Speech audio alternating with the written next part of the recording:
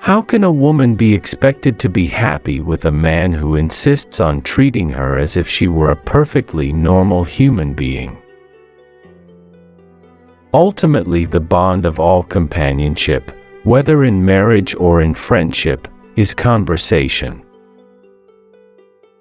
There is nothing in the world like the devotion of a married woman. It is a thing no married man knows anything about. Men marry because they are tired, women because they are curious, both are disappointed. The man who says his wife can't take a joke forgets that she took him. Young men want to be faithful, and are not. Old men want to be faithless, and cannot. Marriage is the triumph of imagination over intelligence. Second marriage is the triumph of hope over experience. Bigamy is having one wife too many. Monogamy is the same. The proper basis for marriage is a mutual misunderstanding.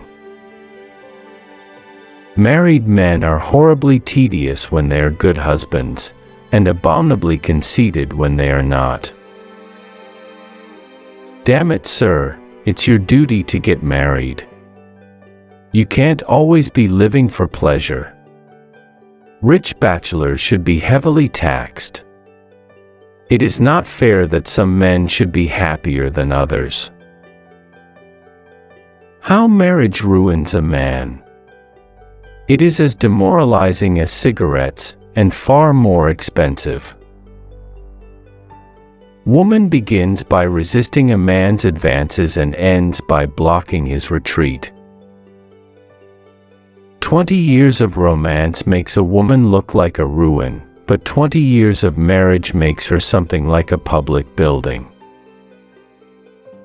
Marriage is the one subject on which all women agree and all men disagree. Marriage is hardly a thing one can do now and then, except in America.